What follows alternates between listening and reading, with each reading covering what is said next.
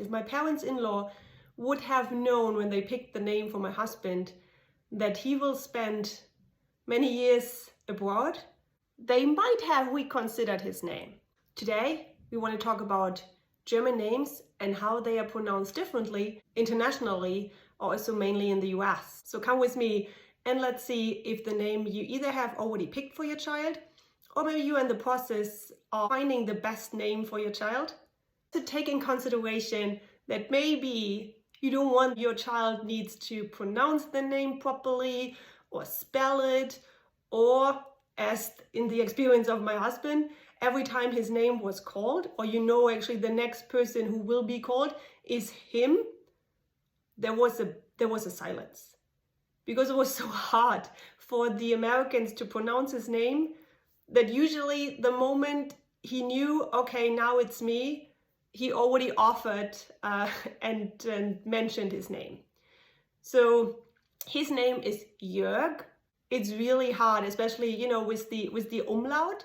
It's really hard to pronounce this. In the US, we don't have those umlauts, so we even we spell it the way J-O-E-R-G, but still it's as the J in German is the J in the US.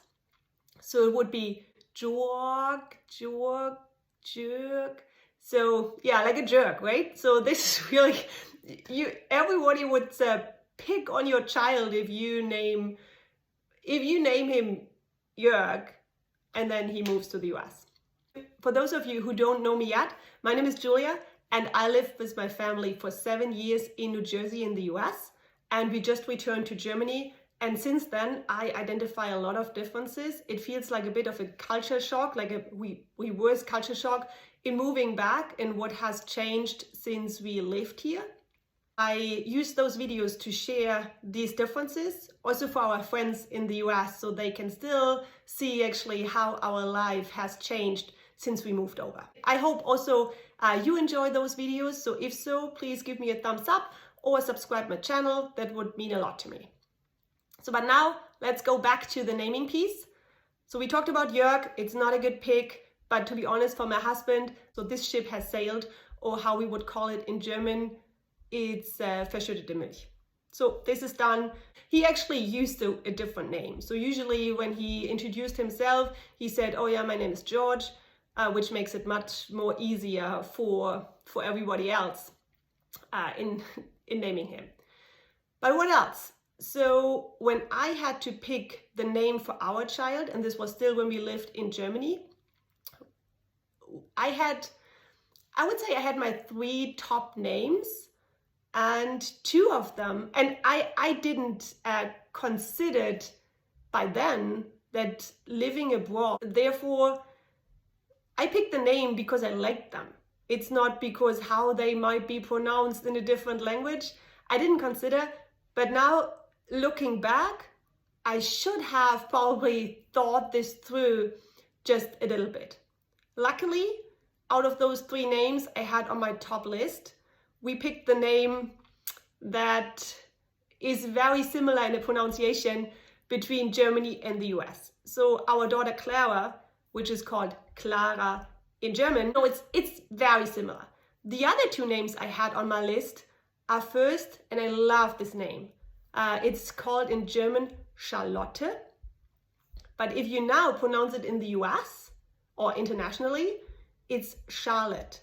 To me, that are 2 different names. If I would have been naming my child Charlotte and I put a lot of thought into it, yeah, this is the name I want to give my child, and then we move somewhere and other people call her Charlotte, I would say, well, no, this is not the name I gave her. So therefore, I'm lucky that this name was not picked.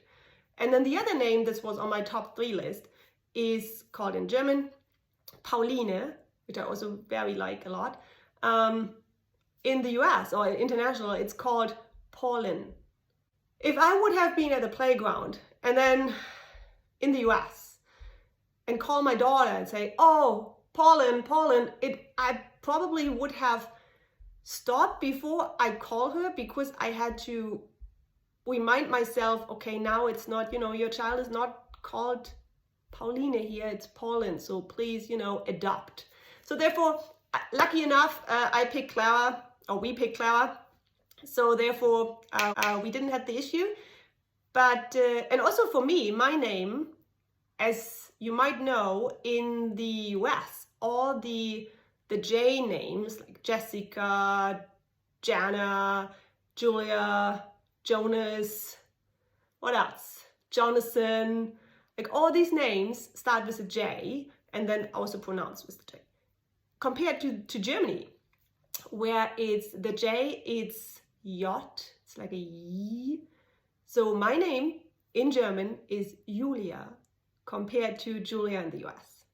So what is really funny, all of us, so my husband, our daughter and I, our names sound different here than what we got used to for the 7 years in the US. I think honestly for Clara and I, it was very similar in the pronunciation. So we got used to it and there was also not a huge issue. Also, we didn't have to pronounce this for them. We didn't have to give, there was not this stop before our names were called compared to what my husband experienced. So therefore, please consider maybe just for a moment when you pick the name for your child. But what other names are hard to pronounce and sound totally different in those two languages? Let's take Theodor in German. It's Theodore in the US. So also very different in the pronunciation. And then, as I already said, like all the J names are pronounced differently in both languages. Then we have Michael and Michael. Also, it sounds that are two different names, right? Yeah. So this is most of the time, if you pick a German name and then you go abroad, the pronunciation will be different.